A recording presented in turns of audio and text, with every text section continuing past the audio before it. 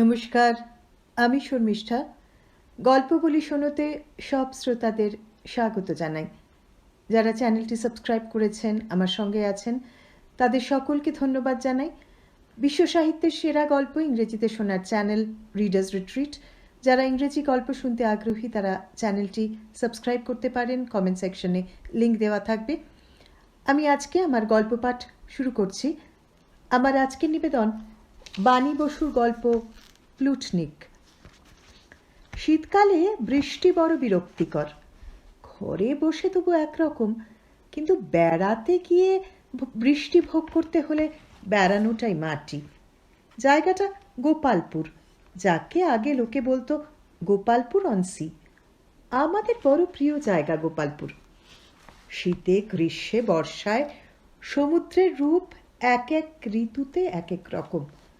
May June মাসে সমুদ্র উত্তাল, দুর্ধর্ষ জল যেন টকবক করে ফুটছে মনে হয় এক এক সময়।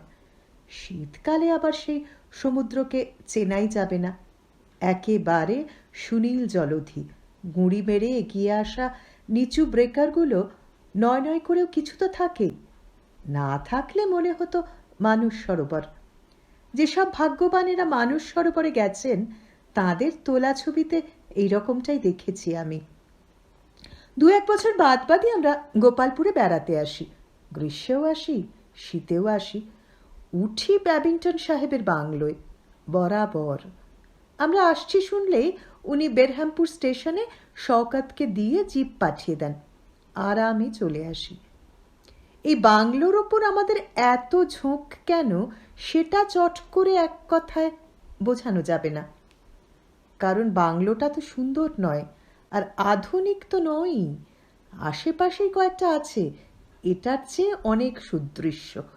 ব্যাবিংটন সাহেবের বাংলো পথের শেষে একটা বালিয়াড়ির ওপর দাঁড়িয়ে আছে। অর্ধেকটা তার বাঁধানো রাস্তায়, অর্ধেকটা বালির আঁটোসাঁটো উঁচু স্তূপের ওপর।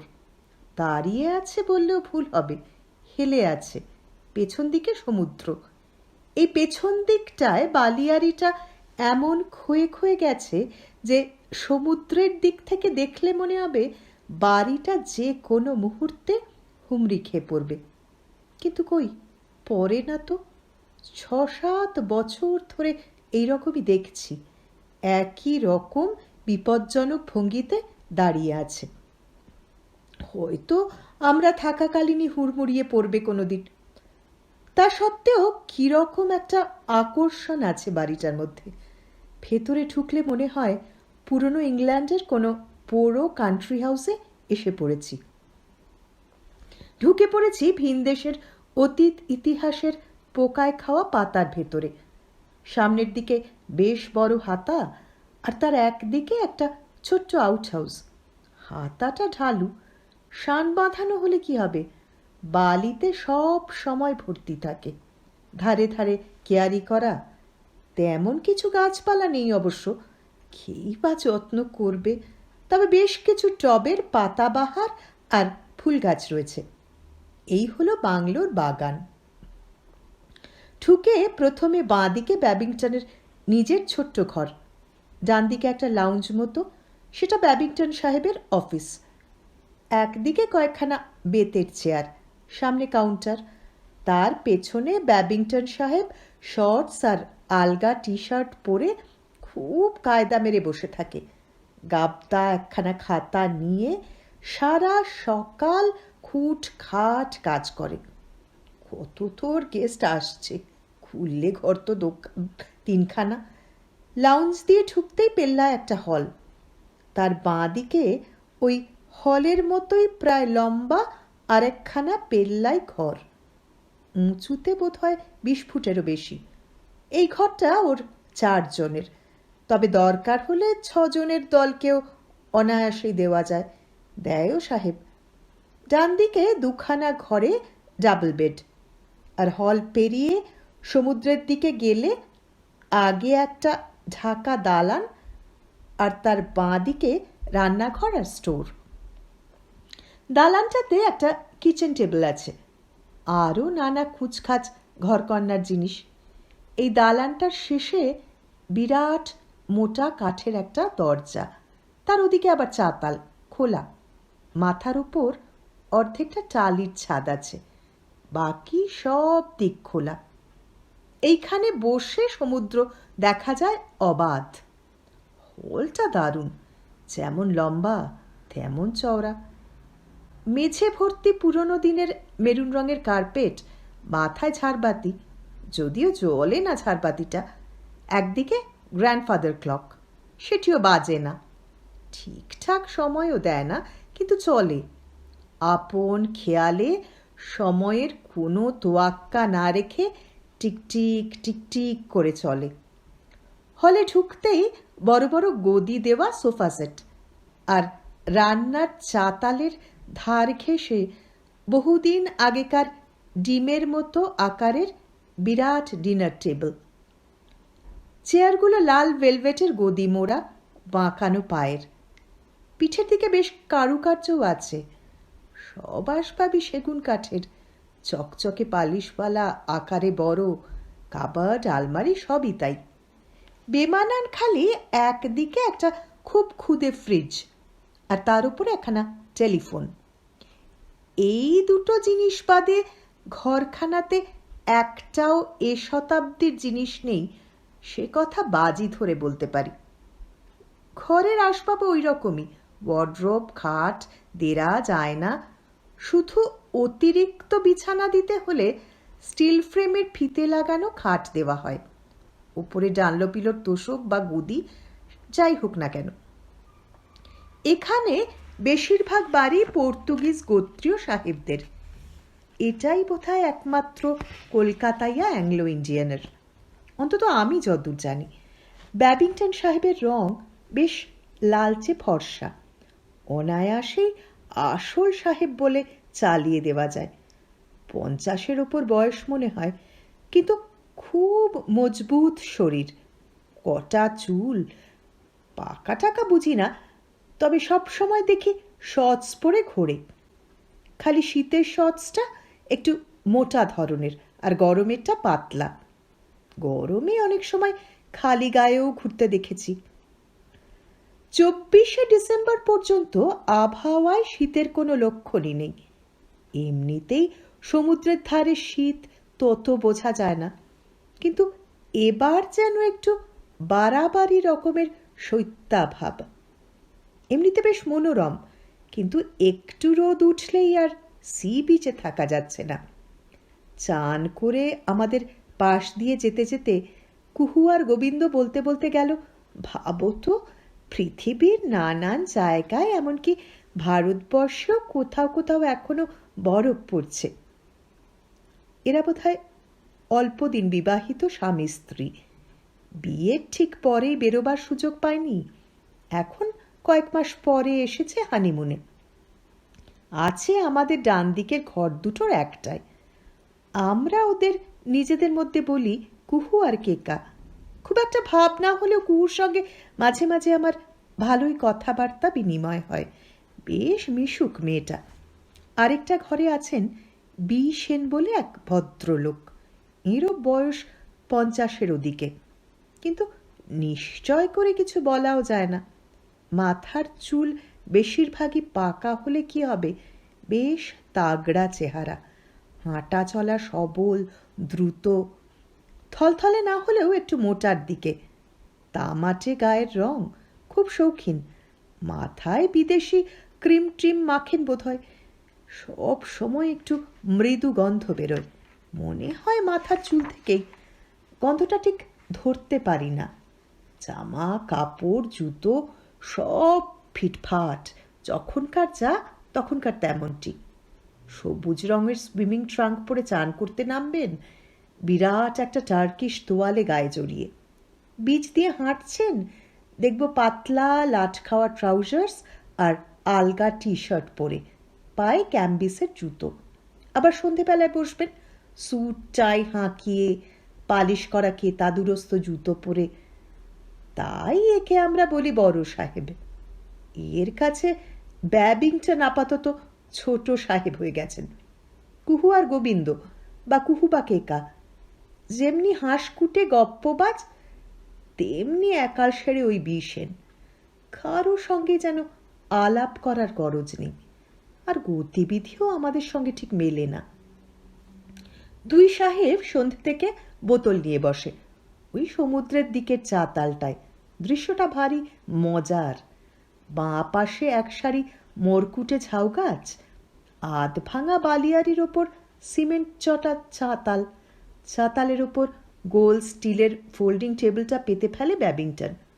শওকত তার হুকুম বর্দার স্টিলের ফোল্ডিং চেয়ার পেতে ফেলে যেন এমন করে যেন আধ ডজন লোকের মজলিস বসবে।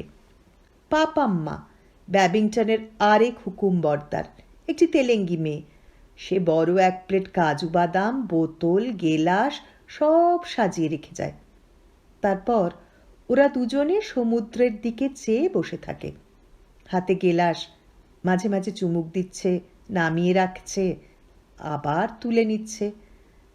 পাশাপাশি চেয়ারে বসে দুজনেই একেবারে আকাট চুপ, গম্ভীরভাবে কেউ কারো দিকে না তাকিয়ে বসে বসে গিলে যাচ্ছে। অন্তত আমি তাই বলি। যাই হোক, গেলার প্রভাব কিন্তু কারো ওপরে বিন্দুমাত্র পড়ে বলে মনে হয় না। ব্যাবিংটন আগেও যেমন হাসি খুশি সদাশয় ভদ্রলোক, পরেও ঠিক তেমনি। আর বিশেন আগেও যেমন গোমরা, পরেও তেমন গোমরা। এই সময়টা কুহুকেকা ফেরে না, কোথায় কোথায় বেরিয়ে যায় আমরা বুঝতেই পারি না। আমরাও 7:30 8টা পর্যন্ত বাংলোর কাছাকাছি সমুদ্রের ধারে বসে থাকি। যতক্ষণ দিনের আলো থাকবে ততক্ষণ বীচ ধরে বেড়াবো, অন্ধকার হলেই বসে পড়ব। লাইট হাউসটা কাছেই। অন্ধকার জলের ওপর লাইট হাউসের আলোটা যতক্ষণ না ঘুরতে আরম্ভ করছে ততক্ষণ আমার ছেলে বাবাই, সে আমাদের উঠতেই দেবে না। এখান থেকে দুই সাহেবের পান দৃশ্যটা দেখা যায়। বাবাই বলে, মা দেখো ওরা কত থামস আপ খাবে। ঘোষ সাহেব অর্থাৎ বাবাইয়ের বাবা বলে, ওরা থামস আপ খাচ্ছে? তুই তো দেখছি বুদ্ধ দ্য গ্রেট। আমি চিমটি কেটে থামাবার চেষ্টা করলে কি হবে? ঘোষ সাহেব তার সদা সত্য বলিবে, কদাচ মিথ্যা বলিবে না, এই নীতি অনুসারে বলে, থামস আপের বোতল তুই চিনিস না? ইয়ার কি পেয়েছিস? তবে কি খাচ্ছে গো বাবা? মদ? মদটা খুব চুপি চুপি বলে বাবাই। এই তো ঠিক ধরেছিস বেটা বলে বাবা ছেলের পিঠে একটা 82 সিক্কা ওজনের তারিফ সূচক থাবড়া দিয়ে জনান্তিকে আমাকে বলে, থামস আপ? ধোকা দিতে শিখেছে কেমন দেখেছ? তোর বাপ চেনে আর তুই চিনিস না? আমরা 3 ঘর অতিথি এক ডিনার টেবিলে খাই, কিন্তু ভিন্ন ভিন্ন সময়। সবচেয়ে প্রথমে 8টা থেকে 8:30টার মধ্যে খেয়ে নেয় ব্যাবিংটন আর বিশেন। 9টা নাগাদ আমরা খাই। নবদম্পতির খাওয়া সবচেয়ে দেরিতে। ওরা যখন খায় তখন আমরা সামনের কি পেছনের চাতালে বসে গল্পগাছা করছি, নয়তো শুয়ে পড়ছি কোনো কোনো দিন। ওদের হাহাহু কানে আসে। পাপাম্মা বলে যে তেলেঙ্গি মেয়েটি, আমরা যতদিন আসছি দেখছি ব্যাবিংটনের বাংলোতেই আছে। খুব ভালো রাঁধে, বিশেষ করে পশ্চিমী রান্না। খাওয়ার জন্য আলাদা চার্জ দিতে হয়। যে যা খেতে চায় ও তাই রেঁধে দেয়। স্পেশাল তেল, ঘি বা কোনো ডিশ খেলে সেগুলো কিনে দিতে হয়। এসব থেকে যে দুহাত মারে তা বেশ বুঝতে পারি, কিন্তু এত ভালো রাঁধে আর এত ভালো ব্যবহার যে মেনে নি। মেয়েটা বেশ আঁটো গড়নের, কুচকুচে কালো, মাথার বেনিতে সব সময় ফুল থাকবে, নাকের দুদিকে দুটো নাক চাবি, খুব পরিষ্কার, শাড়ি ব্লাউজ ঝকঝক করে, ভালো ট্যালকাম পাউডারের গন্ধ বেরোয় গা থেকে। কাজেই আমাদের কোনো অসুবিধেই হয় না। হ্যাঁ, বলতে ভুলে গেছি, ব্যাবিংটনের বাংলোর সবচেয়ে মজাদার অধিবাসী হলো প্লুটো, একটা তাগড়া অ্যালসেশিয়ান। সব সময় নখের খলপ খলপ শব্দ করে ঘুরে বেড়াচ্ছে। সকালবেলা মুখে করে কাগজ নিয়ে আসবে, পাপাম্মার সঙ্গে বাজারে যাবে, ভারী থলিটা মুখে করে কামড়ে নিয়ে আসবে, যতক্ষণ পাপাম্মা টেবিলে পরিবেশন করবে, টেবিলের এক ধারে থাবা দিয়ে দাঁড়িয়ে হ্যাঁ হ্যাঁ করবে জিভ বার করে। একমাত্র ব্যাবিংটনের খাওয়ার সময় পাপাম্মা পরিবেশন করে ওই ব্যাবিংটন আর বি সেনকে। আমাদের টেবিল সাজিয়ে দিয়ে চলে যায়। প্রথম প্রথম পরিবেশন করত, কিন্তু টেবিলের ধারে কুকুরটার অমনি দাঁড়িয়ে থাকা আমাদের পছন্দ হয় না মোটেই। তাই ওকে বলি কুকুর নিয়ে চলে যেতে। হয়ে গেলে সব তুলে টুলে এসে পরিষ্কার করে নেয়। রাতে আবার কুহুকেকা খেতে এলে সব গুছিয়ে দিয়ে চলে যায়। 10টার পর ও আর বাংলোয় থাকতে চায় না, আউট হাউসে চলে যায়। তা সে যাই হোক, 24 পর্যন্ত বেশ চলছিল। 25 সকাল থেকে আরম্ভ হলো বৃষ্টি, খ্যানখ্যানে প্যান প্যানে, সেই সঙ্গে হাওয়া চলছে খুব। আমরা জানি ব্যাবিংটন ক্রিসমাস করে খুব ঘটাক পটা করে। জানি মানে জানতাম, ওর কাছ থেকেই শুনেছিলাম। এবার দেখবার সুযোগ হলো। মাঝের হলঘরটা 24 তারিখে সারাদিন ধরে পরিষ্কার হলো। লোক বলতে ওই শওকত, সে আধপুরো ড্রাইভার, পাপাম্মা, ব্যাবিংটন আর প্লুটো। একটা অ্যান্টি রুমে ক্রিসমাসের সব সাজ সরঞ্জাম থাকে। সেখান থেকে ওর কৃত্রিম ফার গাছ বেরোলো, চকচকে সব কাগজের শিকলি বেরোলো, চিনে লণ্ঠন, গুচ্ছের নানান আকারের নানান আয়তনের বেলুন, জাপানি ফিতের ফুল, আর একটা বিরাট সোনালি বেথলেহেমের স্টার। বেশিরভাগ জিনিসই প্লুটো মুখে করে নিয়ে এলো। আমার ছেলে বাবাই, সেও মহা উৎসাহে হাত লাগালো। ব্যাবিংটন বলল তার ফার গাছের শাখা থেকে উপহারের প্যাকেট ঝুলবে। ভালো করে প্যাক করে আমরা যেন সব রাত্রিরে টেবিলে রেখে যাই। কার উপহার বোঝা যাবে, কিন্তু কে দিচ্ছে বাইরে থেকে বোঝা গেলে চলবে না। ঘোষ সাহেব বলল, পড়েছি ব্যাবিংটনের হাতে, খানা তো খানা, আরও কত কি যে করতে হয় দেখো। তা সে যা হোক, যা পারলাম তাই করলাম। কিন্তু ওই যে বললাম, সকাল থেকে ঘ্যান ঘ্যানে বৃষ্টি, হাওয়া ভীষণ জোলো, ঠান্ডা, গায়ে যেন ভিজে কম্বল লেপটে আছে। 2-1বার পেছনের চাতালে যাবার চেষ্টা করলাম। দেখি এলোমেলো হাওয়া দিচ্ছে, অর্থাৎ ক্রমশই সাইক্লোনিক হয়ে যাচ্ছে ওয়েদার। ব্যাবিংটন বলল, মিসেস ঘোষ, খবরদার ওদিকে যেও না, হঠাৎ দমকা হাওয়া এসে উড়িয়ে নিয়ে গিয়ে একেবারে সি বিচের ওপর তোমাদের আছড়ে ফেলে দেবে। সর্বনাশ! তাড়াতাড়ি শওকতকে ডাকি। আমি না হয় না গেলাম, কিন্তু বাবাই সারা দিন ঘরের মধ্যে থেকে উত্তপ্ত হয়ে রয়েছে। যা দস্যি, টুক করে সবার অলক্ষ্যে ওদিকে চলে গেলেই হলো। শওকত, পাপাম্মা, ব্যাবিংটন সবাই মিলে ঝোড়ো হাওয়ার মুখে সেই বিশাল দরজা বন্ধ করে দিল। দুপাশ থেকে দুটো চওড়া লোহার খিল পড়ল। লাউঞ্জের দিকে দরজাও বন্ধ। আমাদের সব ঘরের জানালার শার্সিও বন্ধ। এবার ছড়ে চত্বরের বাইরে যত খুশি মাতামাতি করুক। সন্ধে হতেই ঝাড় লণ্ঠনে মোম জ্বলে উঠল, চিনে লণ্ঠন জ্বলে উঠল, ক্রিসমাস ট্রির গায়ে ছোট ছোট টুনি বাল্ব জ্বলে উঠল। চারদিক ঝিকমিক ঝিকমিক করছে। বিশেষ করে হলের দরজার মাথায় সেই সোনালি রঙের বেথলেহেম স্টারটা, সেটা থেকে রীতিমতো আলো ঠিক রচ্ছে। কি মাস্টার বাবাই, এবার তোমার মন ভালো হয়েছে? ব্যাবিংটন বলল। জবাবে বাবাই দুম করে একটা বন্দুক ফাটালো। সবাই হাহা করে হেসে উঠল। ব্যাবিংটন বলল, বাস, আমাদের ক্রিসমাস উৎসব আরম্ভ হয়ে গেল।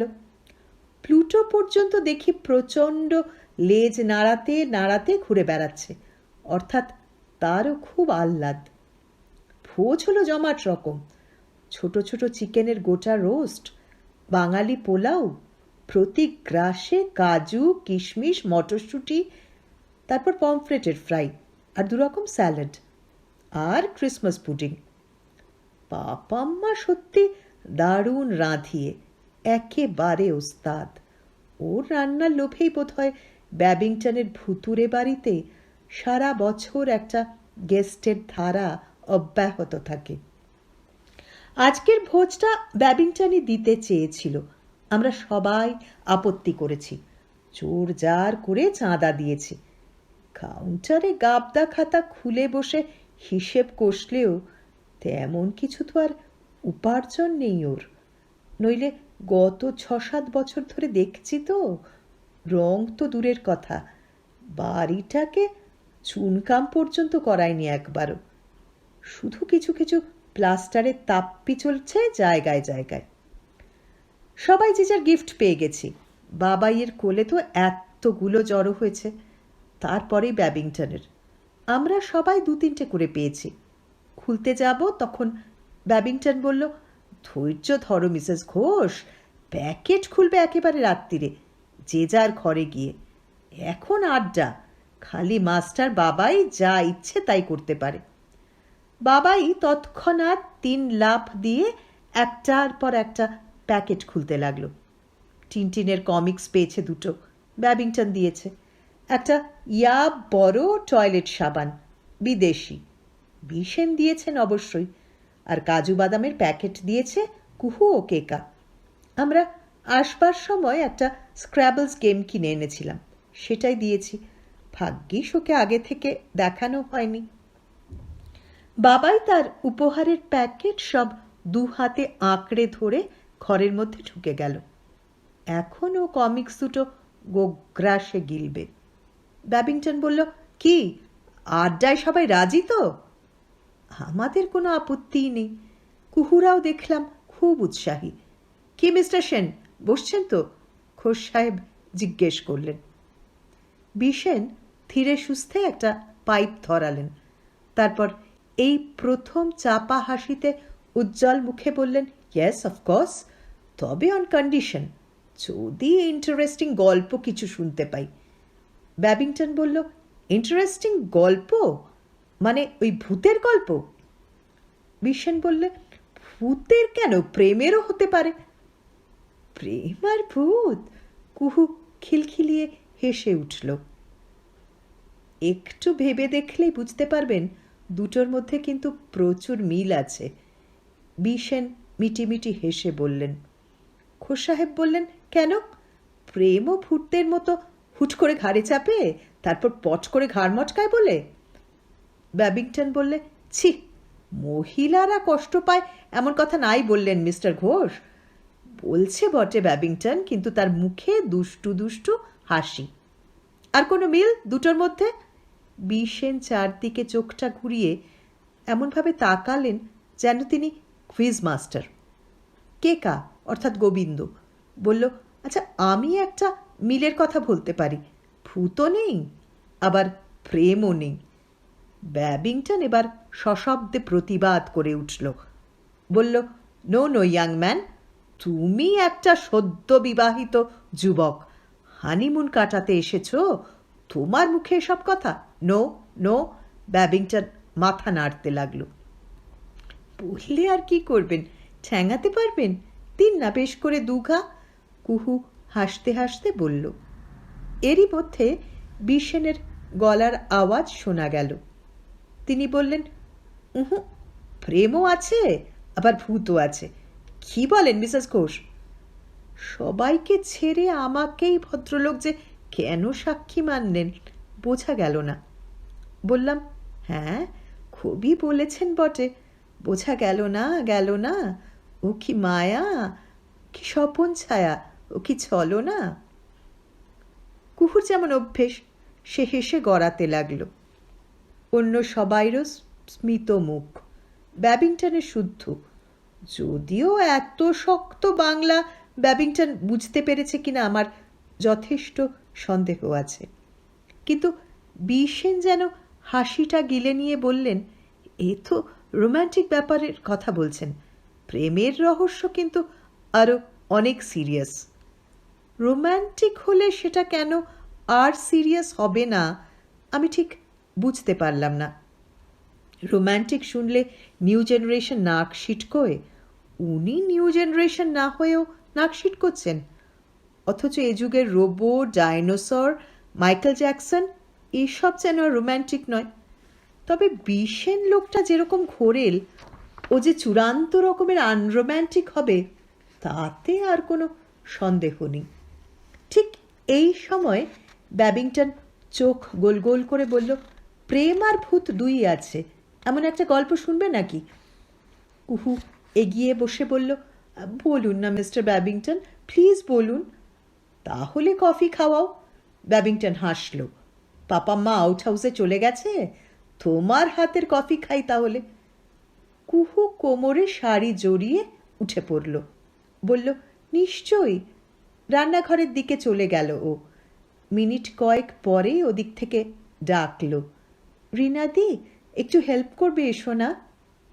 আমি উঠে যেতেই খুব উত্তেজিত কাঁপা কাঁপা গলায় রান্নাঘরে দাঁড়িয়ে কুহু বলল, রিনাদি, কি গিফট পেয়েছো তুমি? এখনো তো খুলিনি আমি। আমি বললাম, আমি আর কৌতূহল সামলাতে পারিনি ভাই, খুলে ফেলেছি, দেখো একটা কি রহস্যময় গিফট পেয়েছি। এই বলে ও একটা দামি কাগজ মেলে ধরল, তার মধ্যে একটা লিপস্টিক, কাগজটাতে লেখা উইথ কিসেস। কে বলো তো? আমি হেসে উড়িয়ে দিলাম, বললাম, তোমার বর আবার কে? ও চিন্তিত হয়ে বলল, এটা মোটেই আমার বরের হাতের লেখা নয় গো রিনাদি, ওর কাগের ঠ্যাং বগের ঠ্যাং আমি চিনি। আমি হেসে বললাম, আমার বরেরও নয়, এইটুকু আশ্বাস তোমাকে দিতে পারি। ও ভুরু কুঁচকে কফি তৈরি করতে লাগলো। ইতিমধ্যে আমি চট করে ওই চাতালের দিকের দরজা দিয়ে নিজেদের ঘরে ঢুকে দেখি বই টই খেলনা টেলনা সব ছড়িয়ে বাবাই ঘুমে কাদা। আমার প্যাকেটগুলো খুললাম। একটা প্যাকেটে খুব সুন্দর বাহারি মোমবাতি, খেয়ে দিয়েছে নাম নেই। আমার কর্তা কিছু দেয়নি মনে হলো, কিন্তু এ কি, কুহুর মতোই একটা কাগজের প্যাকেট না? খুলে দেখি ভেতরে একটা ছোট্ট পারফিউমের শিশি, কাগজে লেখা 27th midnight, when the world falls asleep, last chance, oblige, Venu back terrace। এ কি রে বাবা, আমরা অবশ্য 28-এ সত্যি চলে যাচ্ছি, কিন্তু এ লেখার কি মানে? কেউ ঠাট্টা করছে? ব্যাবিংটন জানে আমরা কবে যাব, অন্যরা জানলেও জানতে পারে, কিন্তু ঠাট্টা যদিও বা হয়, কি জঙ্গলি অপমানজনক ঠাট্টা। আমার মাথার মধ্যেটা জ্বলতে লাগলো। কাগজটা বালিশের তলায় কোনো রকমে দুমড়ে গুঁজে রেখে রান্নাঘরে ফিরে গেলাম। কুহুর কফি তৈরি হয়ে গিয়েছিল। আমি ট্রেটা নিয়ে গেলাম, আর পেছনে আরেকটা ট্রেতে বিরাট পটটট নিয়ে কুহু এলো। কুহু বসে পড়ে বলল, নিন মিস্টার ব্যাবিংটন, এবারে বলুন, প্রেমিক ভূত না ভুতুরে প্রেম? বলতে বলতে কুহু আমার দিকে অর্থপূর্ণ দৃষ্টিতে চাইল। বুঝতে পারছি ও ব্যাবিংটনকে সন্দেহ করছে। ভয় পেলে কিন্তু চলবে না। ব্যাবিংটনের মুখ এখন আরও গোল হয়ে গেছে। আমি বললাম, ভয় যা নেই তাকে ভয় টয় আমরা করি না মিস্টার ব্যাবিংটন, তবে যা আছে কিন্তু লুকিয়ে আছে তাকে একটু ভয় পাই। কুহু মুচকি হেসে আমার দিকে চাইল। ব্যাবিংটন বলল, এই প্লুটো, এদিকে আয় তো। গড় গড় গড় গড় করতে করতে একটা চাপা আওয়াজ করে অ্যালসেশিয়ানটা এগিয়ে এলো। এসেই ব্যাবিংটনের চেয়ারের পাশে থাবা গেড়ে বসল, ল্যাজটা খুশিতে যেন লাফাচ্ছে। এর কত বয়স হবে বলো তো? ব্যাবিংটন বলল। কত আর হবে, 10 কি 11। বড় সাহেব বিশেন বললেন। বলবার হক ওরই আছে মনে হলো। আমার আবার কুকুর টুকুর আসে না। কুহু আমার কানে কানে বলল, নিরি কুকুর ছাড়া আর কোনো কুকুরের বয়স বাবা আমি বলতে পারবো না। আমি চুপি চুপি জিজ্ঞেস করলাম, নেরি কুকুরেরটা কি করে বলতে পারো? ওই আমাদের বাড়ির একতলার গুদম ঘরে একটা নেরি বাচ্চা পেরেছিল, 5টার মধ্যে 4টে বছরখানেকের মধ্যেই মরে গেল। পঞ্চমটা 7 বছর পরে, ঠিক যে গুদমে জন্মেছিল সেখানেই এসে মরল। এই সময় ব্যাবিংটন ঘোষণা করল প্লুটোর 19 বছর বয়স পেরিয়ে গেছে। বিশেন বললেন, ইম্পসিবল। ব্যাবিংটন বলল, এক্স্যাক্টলি, আমিও ঠিক তাই বলি, কিন্তু সম্ভব হয়েছে। হয়তো প্লুটো প্লুটো নয়, অন্য কেউ। মানে? বিশেন মুখ থেকে চুরুট সরিয়ে ফেলেছেন। ব্যাবিংটন বলল, তোমরা ট্রান্সমাইগ্রেশন অফ সোলস মানো, মানে বিশ্বাস করো? বিশেন বললেন, আরে জন্মান্তরবাদ তো আমাদের সংস্কারের মধ্যে ঢুকে বসেই আছে, মানি বা না মানি সেটা তো আর বড় কথা নয়। আমার কর্তা বলল, না না, উনি বোধ হয় সেই পিথাগোরাসের থিওরির কথা বলছেন। একজন মারা গেল তো তার আত্মা হয়তো অন্য কেউ, এমনকি অন্য কোনো জন্তু জানোয়ারকে গিয়ে আশ্রয় করল। এইসব তো বহু পুরনো তত্ত্ব, তাই না মিস্টার ব্যাবিংটন? ব্যাবিংটন নীরবে মাথা নাড়ল। বিশেন চুরুটের ছাই ঝেড়ে বললেন, অল রাইট, এবার তোমার গল্প বলো। ব্যাবিংটন বলতে লাগলো, গল্প বলল, পাপা মাকে দেখেছ তো? অন্ধ্রের মেয়ে, ক্রিশ্চান, সব কিছুতে এক্সপার্ট, তেমনই বিশ্বাসী। প্রথমে ওর মা এখানে কাজ করতো আর ও স্কুলে পড়তো। তারপর ওর মা হঠাৎ মারা যেতে ও আমার কাছে আশ্রয় চাইল। আপন আর কেউ নেই, সেই থেকে কাজ করতে আরম্ভ করলো এখানে। ওর মা থাকতো দূরে, ওদের বস্তিতে, কিন্তু ও এখানে আউটহাউসটা পরিষ্কার করে থাকতে আরম্ভ করলো। আর কিছুদিনের মধ্যে কাজে কর্মে মাকে তো বটেই, আর অনেককেই ছাড়িয়ে গেল। আমার তো একেবারে ডান হাত, গেস্টদের এমন যত্ন করত যে কিছুদিনের মধ্যেই আমার বাংলোর কথা চারিদিকে ছড়িয়ে পড়ল। সারা বছর গেস্ট, আর আমাকেও এমন দেখাশোনা করত যে আমি বলতাম ও একাধারে আমার পাপা আর মা। এইভাবে বেশ চলছিল। ইতিমধ্যে একটা খ্রিশ্চান ছোকরা ওর প্রেমে পড়ল। ওই অন্ধ্রেরই ছেলে, বোধহয় 7-8 ক্লাস পর্যন্ত পড়েছে, তাইতেই নিজেকে নিজেদের কমিউনিটির মধ্যে একটা কেউকেটা গোছের ভাবতে শুরু করেছে। শুটকি মাছ চালানের ছোটোখাটো কারবার করে সেই জোসেফ এসে পাপাম্মাকে বিয়ে করতে চাইল। কি আর করি? বললাম, করতে পারো, কিন্তু আমার আউট হাউসে তা বলে তোমাদের থাকতে দেব না। জোসেফের মতলব ছিল ওকে কাজ থেকে ছাড়িয়ে নিয়ে যাওয়া, কিন্তু পাপাম্মা এতদিন এই পরিবেশে মানুষ, এত বড় বাড়িতে সে স্বাধীনভাবে ঘুরে বেড়ায়, নানা রকমের মানুষ দেখে, কত মেম সাহেবদের সঙ্গে কথাবার্তা বলে। আমার কাছ থেকে লেখাপড়া আরও শিখছিল, তারপরে ভালো ভালো রান্না করে, রান্নাবান্না শেখে, বিভিন্ন রকম ফুল বাগান করে। তার ওখানে পোষাবে কেন? সে যেমন আমার কাজ করছিল তেমনই করতে লাগলো, কিন্তু আর এখানে থাকতো না। কফিতে চুমুক দিল ব্যাবিংটন। কুহুর বর বলল, মিস্টার ব্যাবিংটন শেষ পর্যন্ত আমাদের চাকরানির প্রেমের গল্প শোনাচ্ছেন। বিশেনের মুখের উপরেও এক চিলতে তাচ্ছিল্যের হাসি ফুটে উঠল। ব্যাবিংটনের মুখটা থমথম করছে দেখে সে বলল, ও, চাকরানির হাতের রান্নাকে রোজ তারিফ করতে পারো, তার পাতা বিছানায় শুয়ে স্বপ্ন দেখতে পারো, কিন্তু তার যে একটা প্রাইভেট লাইফ আছে, সেটাও যে ইন্টারেস্টিং হতে পারে, সেটা মানতে চাও না? তা বেশ, আমি আর বলছি না তাহলে। প্লুটো গড় করে দুবার ল্যাজ ওলট পালট করল। কুহু তিরস্কারের দৃষ্টিতে গোবিন্দর দিকে তাকিয়ে বলল, না না মিস্টার ব্যাবিংটন, আপনি বলুন না প্লিজ। ও না শুনি না শুনুক, আমাদের কিন্তু খুব ভালো লাগছে।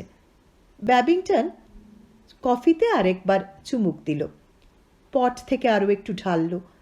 আমার কর্তা ঘোষ সাহেব বলল, আরে বলোই না ব্যাবিংটন, আমরা সবাই এখন মেজাজে আছি, এমন করে কেউ দুম করে সুইচ অফ করে?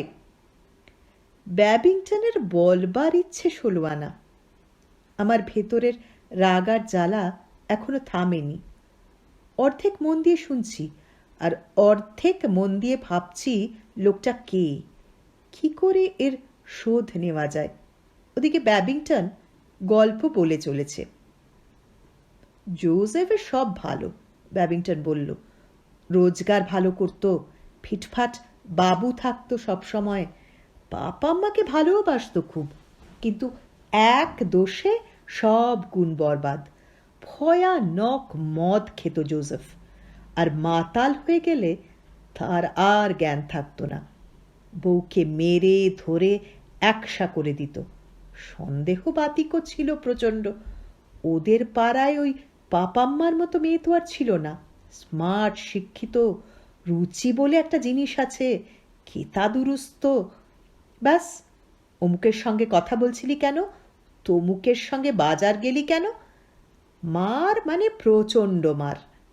চোখ মুছতে মুছতে মেয়েটা কাজ করতে এলে বলতাম, দূর, মদ খেয়ে নিজের পয়সাগুলো ওড়াচ্ছে, তোরগুলো ওড়াচ্ছে, রোজ ঠ্যাঙাচ্ছে তোকে, দে ওকে ছেড়ে, না হয় অন্য কাউকে বিয়ে কর। ও বলতো, ভাবি তো সাহেব, কিন্তু জোসেফ তাহলে পাগল হয়ে যাবে, নেশা কেটে গেলে একেবারে অন্য মানুষ, পায়ে ধরে কান্নাকাটি করবে, এই দেখো না কেমন নাক চাপি গড়িয়ে দিয়েছে। আর অন্য কাউকে বিয়ে, জোসেফ বেঁচে থাকতে, জোসেফকে ছেড়ে, জোসেফ তাকে খুনই করে ফেলবে। বিশেন একটু হেসে বললেন, যাক, এতক্ষণে লাভের মোটিভটা স্পষ্ট হচ্ছে। ব্যাবিংটন তখন গল্পের ঘোরে, সে অত লক্ষ্যই করল না, সে বলে চলল। বলল, তারপর একদিন মেয়েটা আমার কাছে এসে একেবারে আঁচড়ে পড়ল, সারা পিঠে দাগড়া দাগড়া লাল দাগ, বেত না লাঠি কি দিয়ে যেন নির্মমভাবে পিটিয়েছে জোসেফ। সর্বাঙ্গে কালশিটে, ফুলো মাথা ফেটে রক্ত পড়ছে, চোখ মুখ সব ফুলে গেছে। আমি বললাম, এ কি, এ যে তোকে খুন করে ফেলতে বাকি রেখেছে, না আমি এক্ষুনি যাচ্ছি থানায় ডায়েরি করতে। তখন মেয়েটা বলল, থানায় যেও না সাহেব, ওর যা খুশি করুক, জাহান্নামে যাক, আমি আর ওর কাছে ফিরছি না। এ কথা বলে আউট হাউসে ওর পুরনো জায়গায় গিয়ে শুয়ে রইল। ডাক্তার ডাকলাম, কপালে স্টিচ হলো, মাথায় ব্যান্ডেজ হলো, ওষুধ ইঞ্জেকশন সব লাগানো হলো। এটা সকালের কথা। দুপুরবেলা জোসেফ এলো, ট্যান্ডাই ম্যান্ডাই নেই, ভয়ে একেবারে এতটুকু হয়ে গেছে। আমি বললাম, গেট আউট, আব্ভি নিকালো ইহা সে। পায়ে পড়ে গেল, এমন আর কখনো হবে না সাহেব, মা মেরির দিব্যি, যিশুর দিব্যি, আমি আর মদ ছোব না। মাতাল হলেই আমার ভেতর থেকে শয়তান বেরিয়ে আসে। সে ছেলে কিছুতেই যাবে না, ছিনে জোঁক একেবারে। সকালে আসছে, দুপুরে আসছে, সন্ধ্যায় আসছে, একটিবার, কেবল একটিবার ওর সঙ্গে দেখা করে দাও সাহেব, কত আর হাঙ্গামা সইব। তারপরে একদিন বললাম, ঠিক আছে যাও, কিন্তু কোনো ঝামেলা টামেলা করবে না, নিক বাবা, নিজেদের মধ্যে বোঝাপড়া নিজেরাই করে নিক। আউট হাউসের জানালা খোলা, আমার অফিস থেকে দেখা যায়। দেখতে পাচ্ছি পাপাম্মা শুয়ে রয়েছে, কপালে ব্যান্ডেজ, মুখের নানা জায়গায় স্টিকিং প্লাস্টার আটকানো। জোসেফ ঘরে ঢুকে আস্তে আস্তে ওর কপালে হাত রাখল, সঙ্গে সঙ্গে চমকে উঠে বসলো মেয়েটা, ওর হাতটা ছুঁড়ে ফেলে দিল, খাট ছেড়ে ঘরের কোণে চলে গেল। কি বলছে শুনতে তো পাচ্ছি না, কিন্তু ভঙ্গি দেখে বুঝতে পারছি বেরিয়ে যেতে বলছে। আরও কয়েকদিন এলো ছেলেটা, কিন্তু পাপাম্মা খিল এঁটে পড়ে রইল, দরজায় খুলল না। ভালো হয়ে উঠে একদিন রান্নাঘরে কাজ করছিল, দূর থেকে জোসেফকে আসতে দেখে রান্নাঘরের দরজা বন্ধ করে দিল। ভেতর থেকে শাসাতে লাগলো, জোসেফ এক্ষুনি না চলে গেলে পুড়ে মরবে। সে এক কেলেঙ্কারি ব্যাপার। এর কয়েকদিন পরে শুনলাম জোসেফ বিষাক্ত মদ খেয়ে মরে গেছে।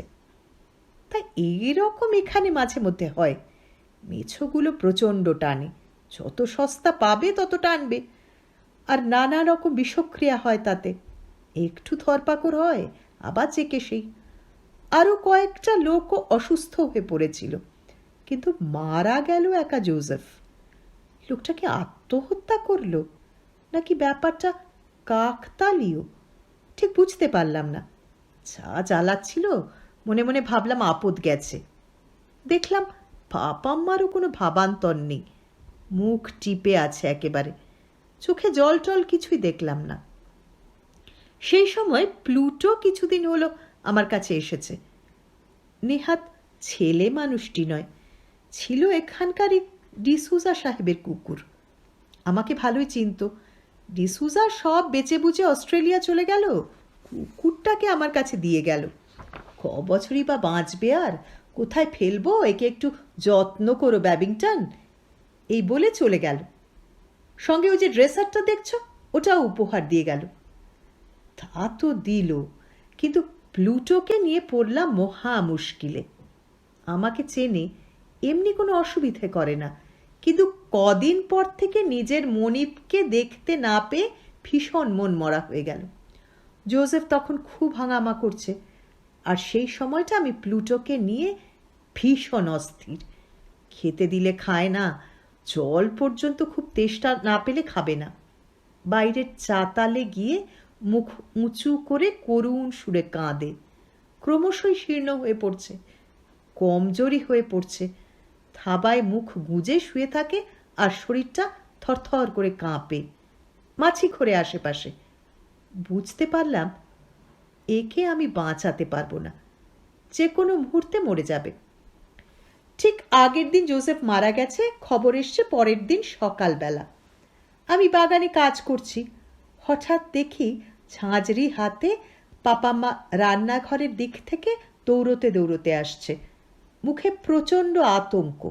সাহেব সাহেব, ওর পেছন পেছন দেখি প্লুটোও আসছে। মাংসপেশিগুলো ফুলে উঠেছে, শীর্ণ কমজোরি ভাবটা আর একেবারে নেই। দেখে তো আমি খুব খুশি। বললাম, ডর খাচ্ছিস কেন? এতদিনে কুকুরটা পোষ মানল। পাপামা তেমনই ভয়ের সঙ্গে বলল, সাহেব, জোসেফ জোসেফ এসেছে। কোথায় রে? আচ্ছা তো তুই, দিনের বেলা ভূত দেখছে। ও, এদের যা কুসংস্কার না। বললাম, চল দেখি কোথায় তোর জোসেফ। আঙুল দিয়ে প্লুটোকে দেখিয়ে বলল, ওই যে ওর মধ্যে ঢুকেছে, রান্নাঘরে একেবারে আমার কাপড়ের মধ্যে ঢুকে যাচ্ছিল। আমরা সবাই হেসে উঠেছি, আমি, বিশেন, সবাই। ব্যাবিংটন গম্ভীরভাবে আমাদের সবার দিকে তাকিয়ে বলল, আমিও প্রথমটা হেসেছিলাম, কিন্তু তারপর ব্যাপারটা লক্ষ্য করলাম। পাপাম্মা খেতে না দিলে খাবে না, খেতে খেতে মাঝে মাঝে ওর দিকে চাইবে, চোখে যেন জল, কালো কালো কিরকম চোখ, দেখছো তো? চাউনিটা ঠিক যেন কুকুরের মতো নয়, কোনো মতেই নয়। আস্তে আস্তে মেয়েটার ভয় কেটে গেল। আমাকে বলল, দেখো সাহেব, ও যে যিশুর নামে দিব্যি গেলেছিল, বলেছিল ভালো ছেলে হবে, দেখো ও ভালো ছেলে হয়েছে। কিরে প্লুটো, হয়েছিস ভালো ছেলে? ব্যাবিংটন অ্যালসেশিয়ানটার দিকে তাকালো। প্লুটো অমনি পেছনের পায়ে ভর দিয়ে ব্যাবিংটনের কাঁধের ওপর দুই থাবা রেখে উঠে দাঁড়ালো। দেখে কুহু আমার দিকে ঘেঁষে এসে বলে উঠল, ওরে বাবা রে। প্লুটো বলল, ঘেউ ঘেউ, তারপর আবার থাবা নামিয়ে শান্তশিষ্ট হয়ে যেমন বসেছিল তেমনই বসে পড়ল। বিশেন মুচকি হেসে নিবে যাওয়া চুরুটে অগ্নিসংযোগ করে বলেন, আচ্ছা, একখানা আষাঢ়ে গল্প শোনালে যা হোক। ব্যাবিংটন গম্ভীর হয়ে গেল, বলল, ও কিভাবে বাজারের থলি বয়ে নিয়ে আসে, কাগজ নিয়ে আসে মুখে করে, দেখনি? দুধওয়ালা, ডিমওয়ালা, মাছওয়ালা এলেই চেঁচিয়ে ডাকে পাপাম্মাকে, খেয়াল করনি? দেখেননি কিভাবে গাল চেটেও পাপাম্মাকে আদর করে? সারাটা দিন ওর পায়ে পায়ে ঘুরে রান্নাঘরে হাতা বাসন সব এগিয়ে দেয়। বিশেন বললেন, অনেক কুকুরই এরকম করে থাকে মিস্টার ব্যাবিংটন, শেখালেই করে। আমার 3-3টে কুকুর আছে, আমি জানি। মনিবকে যে খেতে দেয় তাকে। এরা মানে ওই বিশেষত এইসব পেডিগ্রি ডগগুলো ভীষণ মানে। আমার তো মনে হয় তোমার কুক ওই মেয়েটির থেকে ও তোমারই বেশি ভক্ত। খাওয়া দাওয়া হয়ে গেছে, এখন আর ওর খোঁজ করছে না, তোমার সঙ্গেই সেঁটে রয়েছে। ব্যাবিংটন আরও গম্ভীর হয়ে বলল, সে কথা নয়, আসলে রাত হলে ও আর আমার কাজ ছাড়া হতে চায় না। কেন? এর মধ্যে বিশেষত্বই বা কি আছে? ঘোষ সাহেব বলল। ব্যাবিংটনের মুখ ঈষৎ লাল। বলল, দেখো না কেমন বেয়ারা লোকটা, এক্কেবারে সান অফ আ বিচ। যত বলি ও মেয়েটা আমার বাপ মা, আমাকে পর্যন্ত বিশ্বাস করতে চায় না। সারা রাত আমাকে ঠায় পাহারা দেবে, টয়লেট পর্যন্ত হুসহুস করে ঢুকে যাবে। টয়লেটটা ওই আউট হাউসের দিকে মুখ করে কি না। আর জেলাস শয়তান একটা, দেখবে। বলতে বলতে ব্যাবিংটন হাত বাড়িয়ে দেয়ালে একটা সুইচ টিপল। কিছুক্ষণ পরেই হলঘরের লাউঞ্জের দিকে দরজাটার বেল বাজল। ব্যাবিংটন আমার দিকে তাকিয়ে বলল, মিসেস ঘোষ, যদি কিছু মনে না করো, তুমি গিয়ে দরজাটা একটু খুলে দেবে? একটু কষ্ট হবে, তবু তুমিই দাও না, দেবে? আমি বললাম, হ্যাঁ নিশ্চয়ই। কিন্তু তার আগেই লাফিয়ে উঠেছেন বীর সেন। দরজার দিকে যেতে যেতে বলছেন, হোয়াট ননসেন্স! এই ভায়োলেন্ট ওয়েদারে একজন মহিলাকে দরজা খুলতে পাঠানো? ব্যাবিংটন বলে উঠল, না সেন, তুমি যেও না। Let Mrs Ghosh go, she will not mind surely. কিন্তু ততক্ষণে বীর সেন দরজার কাছে পৌঁছে গেছেন। ব্যাবিংটন হাঁ হাঁ করে ছুটে যেতে না যেতেই দরজাটা খুলেও ফেলেছেন। আমরা বিদ্যুতের মতো কতগুলো ঘটনা চমকাতে দেখলাম।